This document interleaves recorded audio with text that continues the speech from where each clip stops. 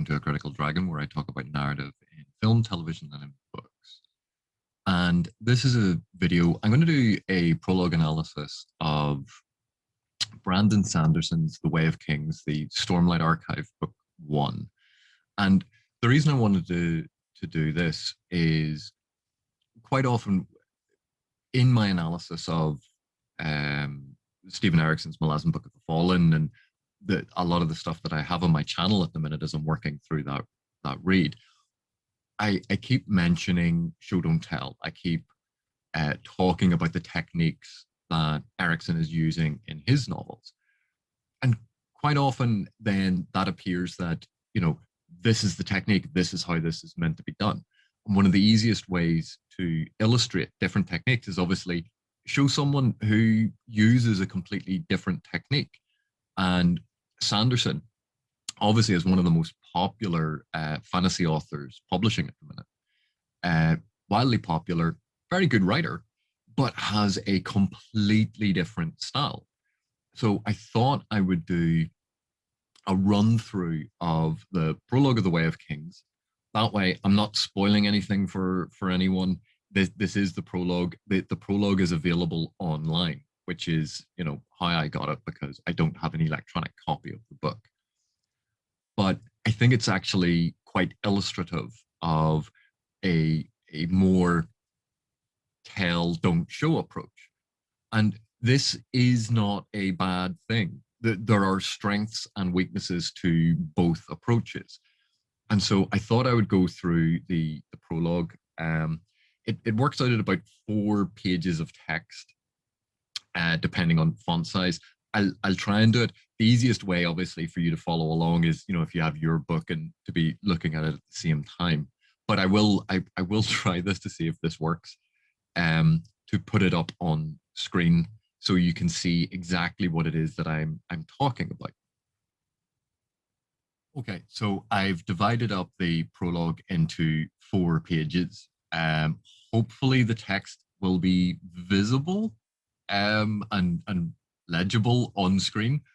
If not, this text is available online, and it is just the prologue, so it's not spoiling anything. So let's go through this the way that I've been doing a lot of the prologues in Erickson's Malazan Book of the Fallen. Calic rounded a rocky stone ridge and stumbled to a stop before the body of a dying thunderclast. Great opening line. So we're given a character name, Calic, and we're given a sense of movement, rounded. Rocky stone ridge. So it's emphasizing that this is a visual stony area. Rocky stone you could view as slightly tautologous, but it's more likely that this is trying to emphasize that this is stone, that this is going to be important. Ridge line, so we're getting a nice visual. Stumbled to a stop. And this is nice. This is, instead of just halting or just stopping, stumbled. So it gives a sense perhaps of weariness or suddenness, that this is not a planned movement. So it's a really nice subtle indicator of the action being committed by this character, Calic, before the body of a dying thunderclast. Again, dying, so it's not dead yet, which is nice. Thunderclast, here's the moment where we go, huh, I don't know what a thunderclast is. This is something strange. This is something new. And so Sanderson then moves on to, in the next sentence, sort of defining this for us. The enormous stone beast lay on its side, rib-like protrusions from its chest, broken and cracked. So we know that a thunderclast, which obviously we have no idea about, is an enormous stone beast. So we know what it is, but also this nice repetition of rocky stone ridge, stone beast, and rib-like protrusions from its chest, broken and cracked. So we have Calic with that hard K sound, rocky with the hard K sound, thunderclast, again that hard K sound, then rib-like, so again emphasizing that, broken and cracked. So all through this, we're getting this hard k sound, which, given that it's rocky, given that it's stony, is this sense of hard, brittle breaking, which is a really nice onomatopoeic way of providing a sound quality to something that's entirely visual.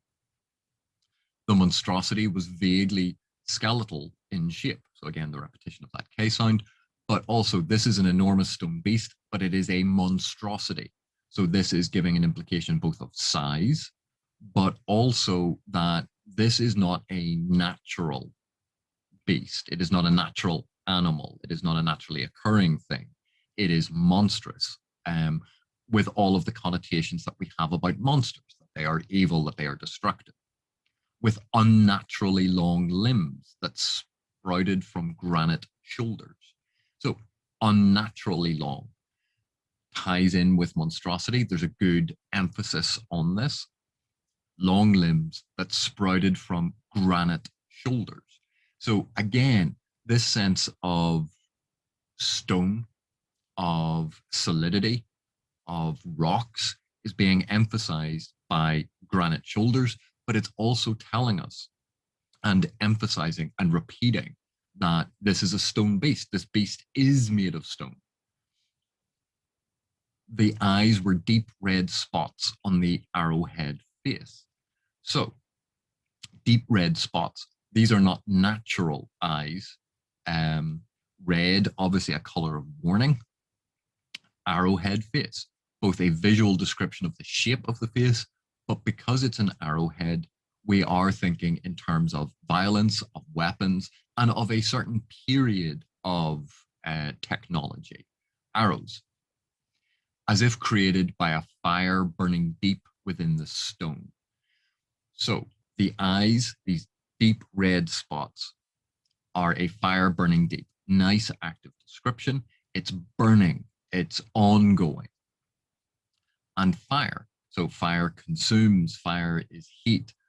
But with the combination of monstrosity, with the combination of unnatural, with the combination of beast, there are connotations now that this fire burning deep is infernal. It is unnatural. It is evil, rather than the more comforting aspects that we have about fire.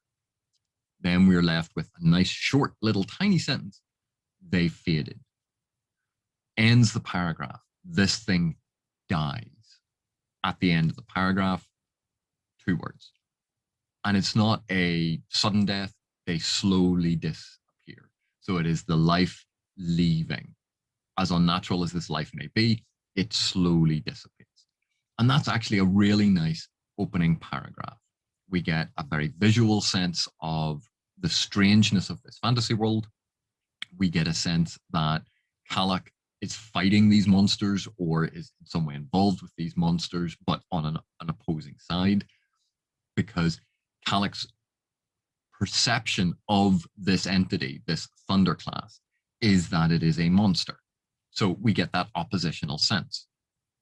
Even after all these centuries, seeing a thunderclast up close made Calac shiver.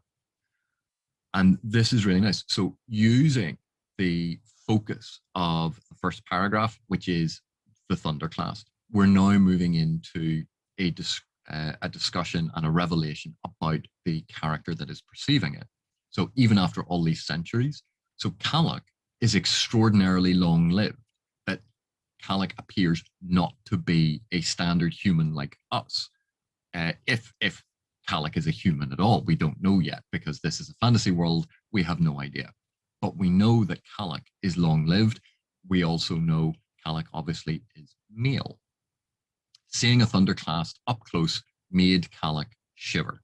So we're not told what the shiver is, but it could be fear, it could be apprehension, it could be horror, but none of it is positive. All of the connotations with this are quite negative. But we see Calac's reaction, very physical reaction. The beast's hand was as long as a man was tall. So, point of comparison here, that how are we judging size? We're judging it on a human scale, man. And this gives a further emphasis to how large this enormous stone beast is, And that really gives you a sense of the scale of what Calic has come across. So it's a nice point of connection to the previous paragraph, but also shows you that Calic is judging things in terms of man size, which suggests human. He'd been killed by hands like those before, and it hadn't been pleasant. Of course, dying rarely was. And this is a really nice moment because, again, this is emphasizing that fantastical element, something different, something strange, because this character, Calic, has died multiple times. So resurrection, reincarnation, there's something here cyclical that is being explored or at least referenced. And the fact that he has been killed by hands like those before. This is an ongoing cycle of fighting the Thunderclasts. We don't know if that's the full makeup of what he fights, but there's clearly a relationship, an antagonistic relationship between Calic and the Thunderclasts, and it hadn't been pleasant. Well, and here we get this moment of wry humor on its own, on a sentence on its own. Of course, dying rarely was. So it's a nice moment of wry humor. It's that kind of dark humor that you get in unpleasant situations. He rounded the creature. Direct repetition of the opening line where Calic rounded a rocky stone ridge. Now he rounded the creature. So this point of connection being spelled out to you that there's a rocky stone ridge, a rocky stone creature, picking his way more carefully across the battlefield. Calic has learned. He stumbled to a stop, so now he's being more careful. The plain was a place of misshapen rock and stone, natural pillars rising around him, bodies littering the ground. So we start this next sentence, again, emphasizing one more time that this is a place of rock and stone and pillars. So this sense of rock, this sense of stone is obviously very, very important because Sanderson keeps coming back to it again and again and again. But what we have here is actually quite curious. We get further description of what's going on. Beforehand, this scene was a rocky stone ridge, and we don't know where it is. But now we know this rocky stone ridge was on a plain. And you have that nice contrast between the idea of a ridge and the idea of a plain. Plains being flat, ridges obviously not being flat. Natural pillars rising around him. So this isn't a flat plain. There are lots of stone outcroppings. But what's really curious here is the plain was a place of misshapen rock and stone, natural pillars. We have a contrast between the perception of a natural pillar being a natural stone shape, absolutely occurring in nature the way it is intended, but misshapen, as if it has been artificially shaped, changed, broken, that there's some contrast being offered here. Misshapen rock, but natural pillars. How can a natural pillar be misshapen? It has to have been shaped by something. Bodies littering the ground. So now we have a transition from talking about the monster, talking about the plain, to this is not just Calic. This is a battlefield, that there are bodies littering the ground. And the nice use of littering instead of littered, meaning it gives it this sense of activity, that this is ongoing, that there are lots of bodies there, as opposed to past tense, that this happened in the past. So it gives it an immediacy. Few plants lived here. So again, this is emphasizing the barrenness of this landscape, the death and destruction of this landscape, that very few plants live here. This is a rocky, stony, barren plain. The stone ridges and mounds bore numerous scars. Again, this emphasis of stone and stone ridges, but combined now with numerous scars. So bodies littering the ground, numerous scars. We've already had a discussion of dying and death. This is all building towards a description of battle. Some were shattered, blasted out sections where surge binders had fought. So again, shattering, this unnatural breaking and the fragility of something. It's not being bent, it's not being melted, it's not being made into a different shape. It is shattered, it is devastated, broken. So again, emphasizing that breaking of stone and the destruction. Blasted out sections, emphasizing the destruction, where surge binders had fought. So this is the next element of this fantasy world being dropped in. We don't know what a surge binder is, but Kalik is not having the same reaction to the word surge binder that he had to Thunderclass. And surge binder is capital S. So this is a title, this is a typology of something, whereas Thunderclass was just the name of the type of monster. Surge binder seems to be a role or a title. Less frequently, he passed cracked, oddly shaped hollows where Thunderclass had ripped themselves free of the stone to join the fray. So this is a continuing journey that Kalik is on. It's not just one little small place. He's moving through this plane, but again, cracked, oddly shaped hollows. So anything associated with the Thunderclass, it's being emphasized that it's unnatural, that it's strange. But also it is very descriptive of what a Thunderclass is, that it has ripped itself free of the stone.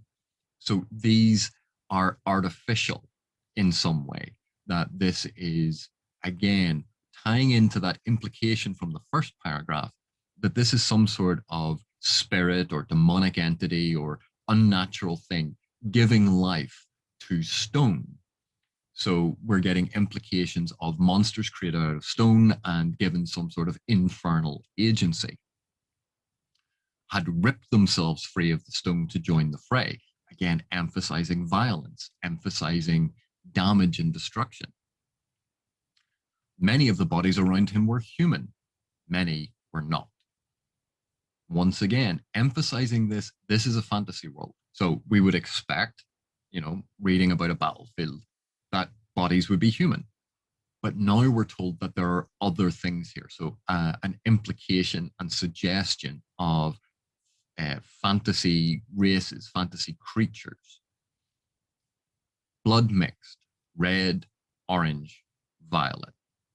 So red, obviously, we think blood, red, that's absolutely fine. But then it changes, orange and violet. There's this sense of strangeness of this being a fantasy world, that there is more to this story than we know at this point, a couple of paragraphs in.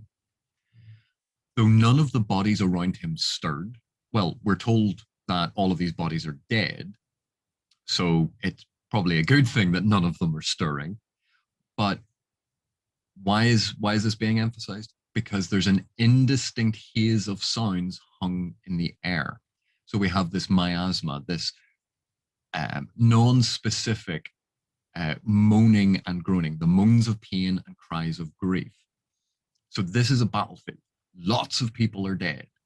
And there is this, for the first time really, actual sound being described, this moaning. Because up until now, while we have had in the language this suggestion of sound, all of this description has basically been visual. This is all visual.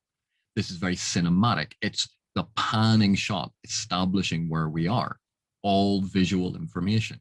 And now we get a sense of the background soundtrack, that in the background, there's this groaning and moaning, pain and grief. They did not seem like the sounds of victory. So the implication is Kalik, his side, or whatever part of where all of these bodies are from, they actually won the battle, but at a great cost. That this was devastating. Smoke curled from the occasional patches of growth or heaps of burning corpses. And again, this is interesting. It's a visual of the smoke curling, so that nice cinematic wisps of smoke drifting up. And it's emphasizing that little line earlier on, few plants lived here, and even those few plants, the occasional patches of growth on this blasted, desolate landscape, even those are now burning. So the sense of devastation is palpable, or the heaps of burning corpses. So we get a sense of scale that this is a lot of dead people. Even some sections of rock smoldered. So this devastation, this fire, this destruction, this heat has burnt even the rocks. And again, rock being emphasized, just in case that you haven't gotten it this far. The dust bringers had done their work well. Now, what's interesting here, again, this fantasy element being hinted at, but not actively described. So surge binders and dust bringers, both with these capital letters indicating that there's some sort of title.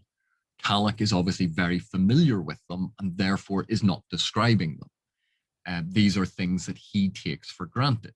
We also get the sense dust bringers are on his side because the dust bringers had done their work well. Kalik is alive. He's looking at these monstrous creatures and all of these things are dead. So we get a sense that Kalik was on the winning side. The winning side had devastating losses. The winning side was allied with dust bringers and surge binders who had helped them win the battle, but a lot of people died. And now we start transitioning into something slightly different. This has all been a very physical, visual description, just a visual description of the physical setting. And now we get into more of Kalik's thoughts. But I survived, Kalik thought, hand to breast as he hastened to the meeting place. I actually survived this time. So this connects back to that earlier line where he'd been killed by hands like those before, that he died before. And now we get a sense that Kalik is both surprised and relieved that he has lived this time. So an implication that this has happened multiple times. It reiterates and consolidates what you've been told in that second paragraph. Hand to breast as he hastened to the meeting place. Like quite often people put their hands to their breast in when they're swearing an oath to show honesty, to show loyalty, all those sorts of things. But the other connotation is when you put your hand on your chest, it's relief, that you're almost physically trying to calm your heart, you're stilling panic. So I survived, coupled with hand to breast, gives a sense that he is feeling relief. I actually survived this time. So a repetition of the first thing that he thought, but I survived. I actually survived this time. Emphasis, surprise, relief, all contained within that. That was dangerous. So why is surviving dangerous? This is a discordant note that gets brought into the narrative here. When he died, he was sent back, no choice. So we have this sort of broken up, fragmentary sentence. When he died, he was sent back, no choice. This is clearly internal monologue. He's thinking about this, and people very rarely think in long, coherent sentences. We think in sentence fragments. We think in partial thoughts. So we're told that when he dies, he gets sent back. So there's this implication of a place between when he dies and when he is resurrected or reincarnated. There's a place that he goes. And he has no choice in the matter. Usually, if you don't have a choice, the place that you're being sent is not a good place. So there's that implication. When he survived the desolation, he was supposed to go back as well. First thing to note here, the desolation. So given that we've been, that this cycle of violence is implied, that this is a recurring thing, we now have a name for it, the desolation. And he is bound up in this cycle. He was supposed to go back as well, even if he lives. So if he dies, he goes to this place. If he lives, he's meant to still go to this place. And you're getting a sense of the reticence here because he was supposed to go back. Not he has to. He was supposed to. It is an obligation. Back to that place that he dreaded. So here we have the direct telling you that this is not a nice place. He doesn't want to go back there. Back to that place of pain and fire. So now we're getting even further emphasis of why he doesn't want to go to this place. This is not a nice place. It is a place of pain and fire. And obviously, pain and fire ties in with all of the stuff that we've already described in these opening paragraphs. What if he just decided ... not to go? So again, we're inside his head, and now he's faced with this decision. He's tired. He's won this battle. This place he doesn't want to go. What would happen if he didn't? This idle thought pops into his head. Why should he go back? Why should he go back to pain and fire? And then it finishes off just on this one page.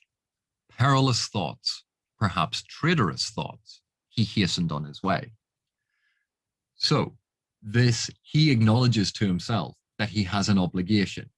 And if he does not fulfill his obligation, even this thought itself is traitorous. He shouldn't be thinking that. That is not what he should be doing. That this is not a good thing to be contemplating. He hastened on his way. So we have this whole opening section, this person walking through a blasted stony plain, dead stone monsters, lots of dead bodies. Almost all of this is very, very visual. We have that basically one moment of actual sound. Everything else is visual. We don't get a sense of smell, taste.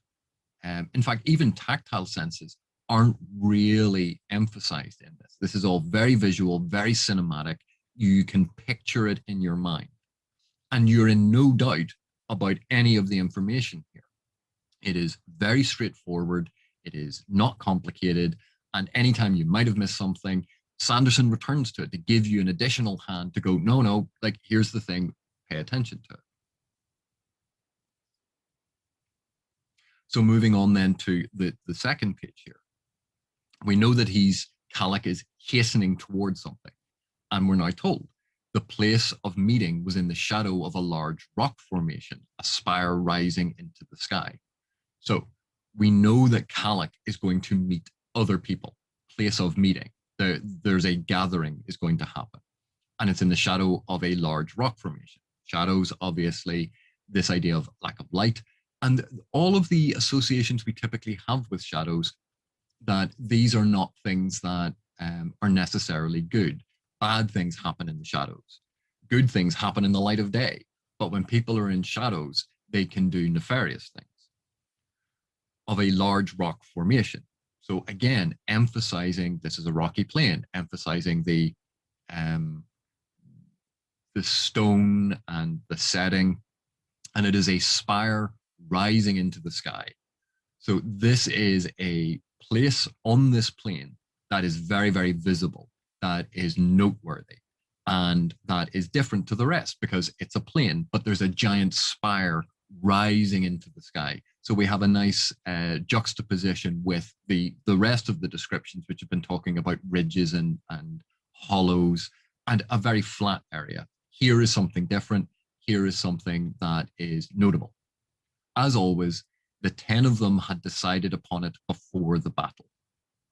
So Kalik is not the only one who dies and resurrects or is involved in this recurring cyclical battle, because as always, the 10 of them had decided upon it before the battle. So we now know there are 9 others. The survivors would make their way here. So they don't always survive. There's 10 of them. They don't always survive, but any of the ones that do will meet up at this prearranged meeting place. Oddly, only one of the others was waiting for him. So again, Sanderson has this really nice technique of always working in one thing to set up the next discussion. Jezreel. Had the other 8 all died? It was possible. The battle had been so furious this time, one of the worst. The enemy was growing increasingly tenacious. So looking at this here, we have the name of another character that it is odd, it is remarked upon that usually there's more of them waiting for this meeting at the end. But now there's only one of them. So that is remarkable to Calic. And obviously, this is all his internal thoughts. Nothing is being hidden from us. We're getting his thoughts, his speculations about what is going on. And that obviously is making things very, very clear to the reader. You don't need to do any work here. All of this is being told to you. Had the other 8 all died? He doesn't know if that's the question in his head. He doesn't know the answer, but he says it was possible. Why was it possible? The battle had been so furious this time, one of the worst. So we know that, again, emphasizing that there have been previous battles, emphasizing that this battle in particular was pretty bad, but wasn't the very worst, which is interesting. But we are told the enemy was growing increasingly tenacious. So we get this idea of an eternal battle, the cyclical battle, again being emphasized. And that there is a fixed but nebulous enemy. But no, Calic frowned as he stepped up to the base of the spire. So Calic is obviously wondering, had the other 8 all died? That's the question he is asking himself. And then we're told the answer. Like, we don't need to speculate. But no. And Calic is confused by this because he sees 7 magnificent swords stood proudly here, driven point first into the stone ground. So, obviously, a short time ago, because it's past tense, it's not an active thing, so we've gone into that slightly more passive way of describing things. These swords are all stuck into the stone ground. Again, emphasizing stone, so we get a repetition of that. They're driven point first into the stone ground. So these are pretty special swords, or the people wielding them are also pretty special to drive a sword directly into stone. That's an interesting little facet to pick up here. But Calic answers his own question. The other 8 hadn't all died because at least 7 of them have left their swords there, which means they were all there, but they're not there now. He frowned as he stepped up to the base of the spire. So this is concerning him, consternation. Like, we're told he is confused by this. This is not normal, not natural, not the thing that he was expecting. Sanderson then goes on with the description of the actual swords. Each was a masterly work of art, flowing in design, inscribed with glyphs and patterns. Nice visual description again of what these swords are. Very vague, very ambiguous, but it gives us a sense of them. Flowing in design, inscribed with glyphs and patterns. This emphasis of strange, otherworldly, magical. He recognized each one. So we know that these 7 swords that he is seeing belong to the other people of this 10, that 7 of them belong to those people. He knows who they are. If their masters had died, the blades would have vanished. So there are 7 blades there. There's a person standing there. That's 8. And Calic, that's 9. So 1 is missing. And that's what we know at this point. We also know if their masters had died, the blades would have vanished. So not only do we know that these people are alive, but we also know there's some connection between the person wielding the sword and the sword itself. There's a strange magical connection between them. These blades, now here, blade is actually capitalized. So this is a proper noun. This is a title for them. These blades were weapons of power beyond even shard blades. So again, shard blades, like surge binders, like the dust bringers, these are elements of the world. These are titles, these are roles. And these blades were weapons of power. So we're told that these blades are even better than these other ones that have another cool name. These were unique, precious. So as he's looking at them, again, he's telling us, the reader, all of these things. These things are being made very, very clear to us. This is all exposition. This is all describing the world. This is all feeding information to the reader. Jezrien, with a question mark. So we know he's asking a question. He wants to know what's going on. It's implied he wants to know what's going on. The reader knows that's what he's thinking about. The figure in white and blue glanced toward him. So nice. Immediately we get to visualize this because, again, it's emphasizing visuals. Even after all these centuries, Jezrien looked young, like a man barely into his 30th year. So this person, Jezrien, like Kalak, A, male, but also B, is one of these people who is hundreds of years old, but appears barely 30 and is a man. So again, we're getting a sense of human, but some sort of immortal or something like that. His short black hair was neatly trimmed, though his once fine clothing was scorched and stained with blood. He folded his arms behind his back as he turned to Kalak. Again, very visual description. We can picture this. Short black beard, neatly trimmed, which gives you an implication of fastidiousness or of someone who takes pride in their appearance, not necessarily fastidious. Though his once fine clothing, so that ties into the fact that he has this neatly trimmed beard that he wears finery. So we're getting a sense of social status or the idea of outward appearances are important to him. Was scorched and stained with blood. So he's been involved in the battle as well. He's suffered destruction and been involved in everything that was on the plane. Scorched. We've this fire motif of destruction of fire that has been running through these descriptions so far, stained with blood. Now, he doesn't seem wounded. He doesn't seem upset in any way. We're not being told that this person is breathing heavily or leaning.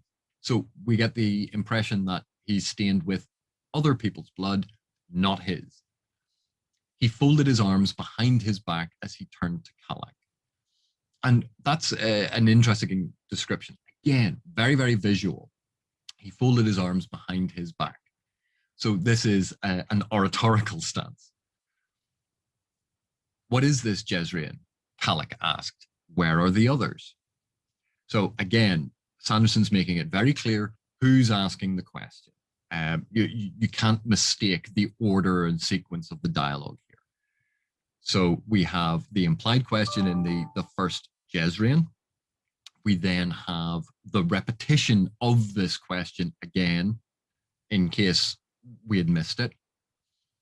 What is this, Jezrien? And then a further repetition, basically further qualifying the question, where are the others? Departed. Single word. Jezrien's voice was calm, deep, regal. So we're not even being asked to imagine what Jezrien sounds like. We're being told he's calm. He has a deep voice and is regal. So that ties into the type of clothing that he is wearing, and that it was the once fine clothing, and the fact that his beard was neatly trimmed. Though he hadn't worn a crown in centuries, his royal manner lingered.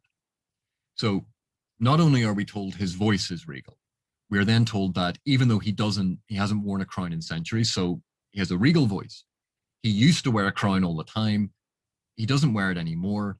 His royal manner still lingered. So if there was any doubt whatsoever that this person is regal and a former monarch, it's gone now. Like Sanderson has told us this 3 times. He always seemed to know what to do. Now, that's an interesting one because it's this, he always seemed to know what to do. He always projects an area of confidence, of leadership, that nothing phases him. So he always seemed to know what to do. Not that he always knew what to do, he always seemed to know what to do. So there's that nice little ambiguity that it's a perception of what he does. You might call it a miracle. Only one of us died this time. Again, re-emphasizing to the reader that this is cyclical, that they go through this battle in some sort of cycle or repetition. And only one of us died this time. That's remarkable. Usually more of us die is the implication here. Talonel, Kalak said. His was the only blade unaccounted for. So again, although we'd noticed earlier on that one of the blades was missing and we were told that the blade wouldn't appear if the person was dead, we get confirmation of this. We're told it directly. And we're given a name, Talonel. And we also know that Talonel is male. Yes, he died holding that passage by the northern waterway. And this is actually quite interesting because up until now, this has been a blasted landscape. It has been stony. There's been fire imagery. And now we are told that there is a northern waterway. So from how Sanderson has described all of this, you get a sense that this northern waterway must be quite far away because there's been no hint whatsoever of water until this point. Kalik nodded. Talon had a tendency to choose seemingly hopeless fights and win them. So Talonel has now been shorted to Talon. So there's a pet name, a familiar name that they know this person by, which gives you a real sense of their familiarity, that they've been through this multiple times. And it's a really nice moment.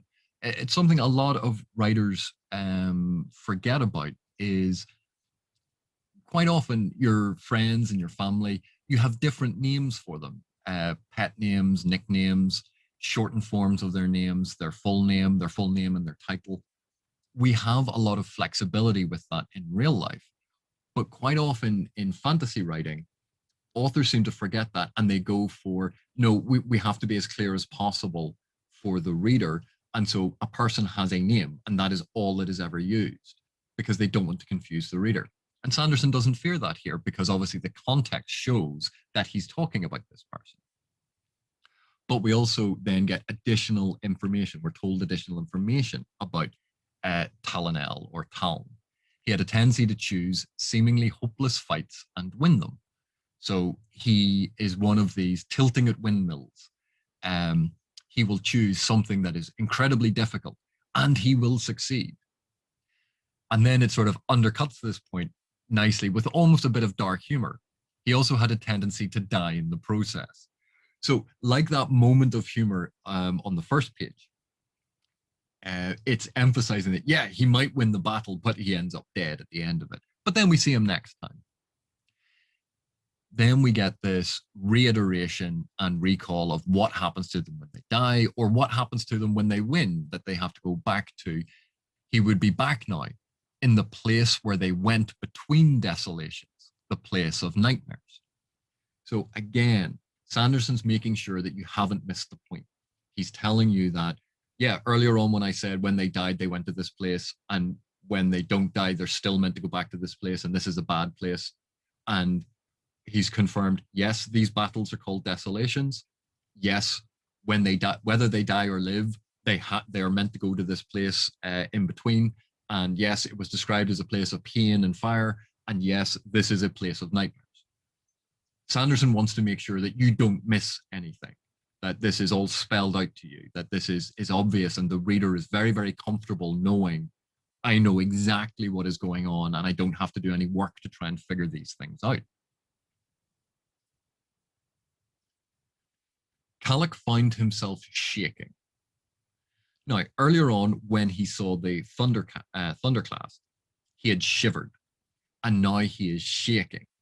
So something has shaken him. Something has weakened his resolve. Something has altered his normal perception of things. And he asks himself, when had he become so weak? So again, we're privy to his thoughts. We don't have to work anything out. And we're being told this. Jezrien, I can't return this time.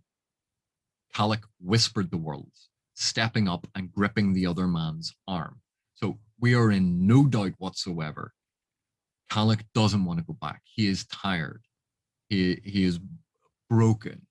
We've had all of that imagery of the breaking and the shattering and the brittleness. And now we're seeing the psychological ramifications of that being reflected in the character. So he feels that he's weak. So Jezrien, I can't return this time. He whispered the words. So he can't even say them strongly. This is an admission almost to himself. Stepping up and gripping the other man's arm. I can't. So again, repetition. This is pleading. Everything is being spelled out on the page here for us.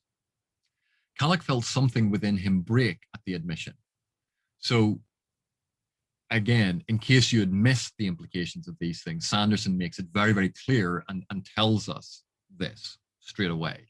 And so everything that was implied in that language about the breaking and the rock and the fragility and the brittleness, Sanderson makes it very, very clear here. He's telling us, yes, this is what this is. How long had it been? Centuries, perhaps millennia of torture. So we get it again, where we've been told already that these people live in this cycle, that these people have a desolation, a battle that they fight, and then if they win, they go back to a bad place. And if they die during that battle, they go back to the bad place. And now we're getting a sense that, so no matter what happens, they're either being attacked in a battle or they're in a bad place being tortured. Doesn't seem like a particularly nice existence. It was so hard to keep track. Those fires, those hooks digging into his flesh anew each day. Quite a Greek mythological image there of the daily torture. But also you could tie it into a lot of the Christian, various Christian imageries of how hell is being depicted of fire and brimstone. Searing the skin off his arm, then burning the fat, then driving to the bone. He could smell it. So interesting, here's like the second note of a smell being worked in. And these really stick out because smell just isn't part of this description. Everything is visual. So even searing the skin, burning the fat, these are all visuals with this tactile sense of what is happening. Then driving to the bone. This is horrendous torture. Almighty, he could smell it. Oh, interesting. Reference to the Almighty, a reference to a God figure. So these are not gods. They have a God. He could smell it. So it's interesting that while a lot of the imagery is predominantly visual, occasionally Sanderson works in something to directly give you a sense of smell, even though it's sort of after the visual description of the thing. Leave your sword, Jezrien said. So Jezrien orders Calic to do something. So again, hierarchy, Jezrien, we're told, was a king, has all of this authority, and now is ordering Calic. Calic then says, what? Jezrien nodded to the ring of weapons. I was chosen to wait for you. We weren't certain if you had survived. And there's a pause. A decision has been made. It's time for the oath pact to end. Again, oath pact capitalized. So this is a thing. This is a formal thing. It's not just our vow. It is the vow, the oath pact. Calic felt a sharp stab of horror. So the violation of an oath pact.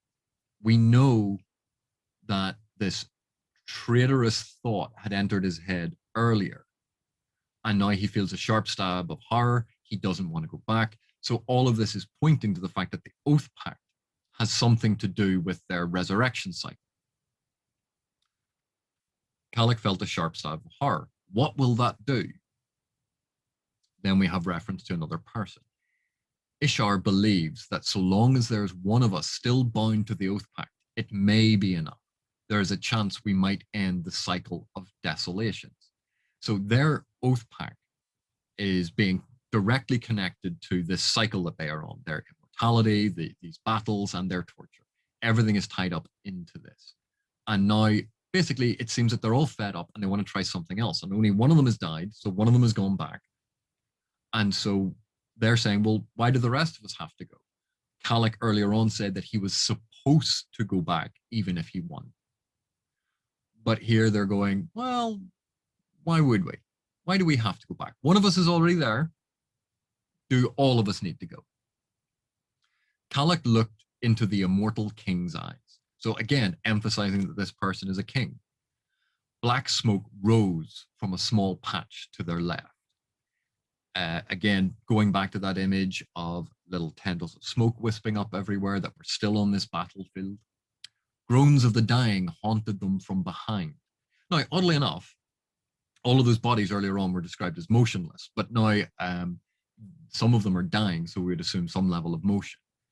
But this again emphasizes that small element of sound coming in. There, in Jezrien's eyes, Kalik saw anguish and grief, perhaps even cowardice. This was a man hanging from a cliff by a thread. So we don't need to try and imagine what Jezrien is going through. Sanderson is telling us. There's a direct, Kalik looks at this. We get Kalik's impression of it, but Kalik spells it all out. Nothing is implied, everything is told to you. Almighty above, Kalik thought, you're broken too, aren't you? They all were. So again, we get Kalik's thought about this. We get his consideration of this. We get it explored for us. We don't need to consider it ourselves. Sanderson is telling us. Kalik turned and walked to the side where a low ridge overlooked part of the battlefield. So they're at the base of a spiller of this pillar, this jutting rock. And he walks to the jutting rock to look out over part of the battlefield. There were so many corpses, and among them walked the living. Men in primitive wraps carrying spears topped by bronze heads. Juxtaposed between them were others in gleaming plate armor. One group walked past, 4 men in their ragged tanned skins or shoddy leather, joining a powerful figure in beautiful silver plate, amazingly intricate. Such a contrast. Jezrien stepped up beside him. And so this is quite curious. Obviously, Kalik, Jezrien, and the others who are part of this oath pact are apart. They are not the same as the rest of the people on the battlefield. And the battlefield seems to be made up of these sort of Bronze Age men in primitive wraps, Bronze Age warriors, and gleaming plate armor that is beautiful and amazingly intricate, almost like a halfway position between these semi-divine figures in their eternal cycle and the barbaric tribe-like humans, that they're these almost other figures that have a technology that isn't the same as everyone else's, but is not as advanced as what the Oath Pact people have. And it's interesting that the shoddy leather, the ragged tan skins, this is all emphasizing the primitive nature of these people, the barbaric tribes people versus the civilized, beautiful silver plate, amazingly intricate, that this is something to be admired. This is a work of art. This is beauty. Even though we're told it's plate armor. Like, this is part of a weapon of war, admittedly defensive, but it's part of that. And so while ordinary humans are barbaric savages, there are these figures who are powerful, who are dressed beautifully in this elegant, wonderful armor. And this will be the last page of the prologue. They see us as divinities, Kalik whispered. They rely upon us, Jezrien. We're all that they have. So again, we don't need to work out what the relationship is here. We're being told what the relationship is. These savages, these barbarians, these primitive humans look on the Oath Pact Deca group, the group of 10. They look on the Oath Pact people as divinities, as gods, because they are so much more powerful, that they are eternal, that they are part of this cycle. And because they're divinities, there's an element of worship. So we get the social strata immediately being emphasized. They rely upon us, Jezrien. We're all that they have. Now, interestingly, that's not quite true, because we know that there's the savages, and then there's these other people walking among them, far fewer in number, but in wonderful sort of plate. And of course, that's what Jezrien responds with here. They have the radiance That will be enough. So again, we didn't need to work that out. Sanderson is telling us that that's what this is, and we're given a name for them. And again, like Surgebinder and Dustbringers and Desolation, Radiant, capital R. This is an official thing. It is a proper noun. Kalik shook his head. He will not remain bound by this, the enemy. He will find a way around it. You know he will. So this enemy is still remaining nameless, but it's a single entity. It is a presumably male entity, he. Given the infernal imagery, given all of these sort of references to the divine and this sort of these angelic forms that are being suggested, this looks very much like a representation of Satan or the great enemy or Lucifer or how we're viewing the adversary, the nameless one, whatever trope that we use in fantasy to describe this sort of thing. And so we're getting a sense that because the people defending are in beautiful armor and have these beautiful weapons and these are works of art, that is the side of good, and the enemy, he is the bad one. And we're also told that it's implied that he is wily. You know he will find a way around it. That part of their oath, part of what they are meant to do is to keep this person bound, contained. Perhaps the King of Heralds offered no other explanation. So the King of Heralds, again, the capital H, this is now suggesting that the Oath Pact people are heralds, which is obviously different to Surgebinders and to the Radiance. But again, it's a title, and he's the King of Heralds. So he's the one that was left behind to tell Kalik this. So we get a sense that perhaps he's the leader. And he acknowledges, well, maybe the bad guy will get out. Maybe he won't. Again, it is suggesting something, but you don't need to worry about motivation. We've already had their motivations explained. And Talon, Kalik asked, the flesh burning, the fires, the pain over and over and over. So while Kalik is asking about Talon, he's now both imagining what is currently happening to Talon, because we know he's dead, he's gone back to this place, this is what's happening to him. But also this is the fate that awaits them should they go back. Better that one man should suffer than 10, Jezreel whispered. So this is interesting because he whispered, where we get a sense now of his approach to this. Beforehand, yes, this decision has been made. He was kingly, he was forthright, he was very strong in what he was saying. And now it's more a self-rationalization. Better that one man should suffer than 10, Jezreel whispered. This is the lie that they are telling themselves. He seemed so cold, like a shadow caused by heat and light falling on someone honorable and true, casting this black imitation behind. So, very clearly, we are told this decision is bad. This decision is not honorable. This decision is not true. That the person making this decision is a cold, black imitation of someone like that. That this is a rationalization. That this is not the thing to do. This is not good. This is bad. None of this is disguised. We are told this straight out. Jezreel walked back to the ring of swords, his own blade formed in his hands, appearing from mist, wet with condensation. So we have these magical blades, and we have that nice tactile thing, wet with condensation. This misting, the beading of water appearing on the blade as it appears in his hands. Nice visual, tactile little description. It has been decided, Kalik. We will go our ways, and we will not seek out one another. Our blades must be left. The oath pact ends now. He lifted his sword and rammed it into the stone with the other 7. So, Kalik has not been involved in this discussion. Jezreel and the others have all talked about it, and they've made a decision, and they're now enforcing it on Kalik. Kalik is not being given a choice here.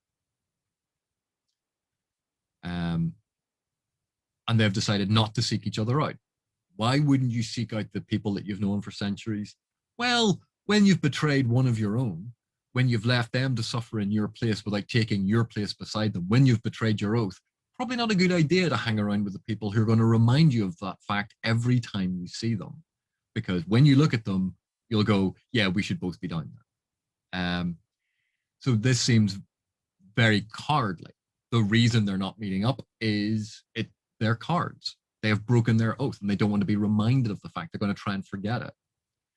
Why are they leaving their blades? Well, if they have their blades with them, that is going to be a constant reminder. He lifted his sword and rammed it into the stone with the other 7. So again, this emphasizing the magical nature of these blades. Jezrien hesitated, looking at the sword, then bowed his head and turned away, as if ashamed. We chose this burden willingly. Well, we can choose to drop it if we wish. So we have hesitation in Jezrien. He's a king, he's authoritative, he's used to dictating to people, they've decided all these things on behalf of Kalik, but now there's a hesitation because, as we've been told, he knows it's wrong. He knows he shouldn't be doing this. He knows it's cowardly, and no one likes admitting to that. He bowed his head and turned away as if ashamed. So in case you'd missed the fact that he should be ashamed, and he is ashamed, and this is a shame, Branderson puts it in the text so we can't miss it. He emphasizes it. We chose this burden willingly. Well, we can choose to drop it if we wish, because once it's up to you. You have sworn an oath. Are you going to uphold it? Well, I swore the oath. I can forsake the oath. It's up to me. It's my honor on the line here. It's simple. Or sorry, what do we tell the people, Jezrien? Kalik asked. What will they say of this day? So Kalik, faced with this, is now wondering about the repercussions for all of these other people, not just for them. He knows what the repercussions are for them walking away. But what about all of the savage, bestial humans walking around in their skins with their bronze spears? What about the people walking around in the plate mail? The plate armor? It's simple, Jezrien said, walking away. We'll tell them that they finally won. It's an easy enough lie. Who knows? Maybe it will turn out to be true. So not only is Jezrien saying, we're going to forsake our oath, we're going to leave these people to their fates, we're going to lie to them, and we're going to tell them that they actually won, instead of telling them the truth. So it's very clear what's going on, that they are now going to lie to these people. These people are not going to know that the next desolation is still going to arrive. They're not going to be prepared. They're not going to have people leading them. They're not going to know to build up a defense for the next desolation. They're going to think the desolations are all over. Kalik watched Jezrien depart across the burned landscape. Finally, he summoned his own blade and slammed it into the stone beside the other 8. He turned and walked in the direction opposite from Jezrien. And yet he could not help glancing back at the ring of swords and the single open spot, the place where the 10th sword should have gone. The one of them who was lost, the one they had abandoned. Forgive us, Kalik thought, then left. So we have that very cinematic moment of, okay, slams down the blade, starts to walk away, I've made my decision, and then that I'm now going to look back and emphasize that, yes, this is a terrible decision. Look at what we've wrought. Oh, this is terrible. And then still make the decision and walk away. Like, very cinematic. This is the thing that you see all the time in cinema, where, the person walks away and then they pause and they look back toward camera. We've been watching them walk away. We're seeing their back. Then they stop and they look back to emphasize the moment. Like, this is one of those classic, often used cinematic images. And he does. He thinks of, they've abandoned not only their swords, not only their oaths, not only the people, but one of their own, someone they have known for centuries. They've abandoned them to torture. And then he goes, well, I hope he forgives us, and walks off. So I know that took quite a bit of time to go through, but I think it demonstrates not only Sanderson's particular style for how he writes, but also the particular strengths of the tell, don't show approach to writing. Like this is, there's very little ambiguity worked into the text. This is all about letting the reader in on all of the information basically as soon as possible and emphasizing those aspects that the reader may misconstrue or misread. That it's very, very open and transparent about what the author is telling you. And obviously, that doesn't mean that there's no mystery involved. Like we saw how Sanderson works in those terms that hints at this bigger world, hints at all of these things. But when it comes to interpreting what's on the page, that is very, very clear. This is a story that is being told to us, and we don't have to work at it. We can just listen to it. We can be much more passive in our reading because very little is hidden. Yes, there are implications to other things. Those are things that you can concentrate on to try and piece together disparate elements of information. But when it comes to actually interpreting what's on the page, what's happening on the page, everything is made very open, transparent, and blatant. This is a style of storytelling that is very accessible and encourages as broad an audience as possible, because as long as you're interested in the story, then everything is told to you. You don't need any sophisticated techniques or any real effort to understand what is happening.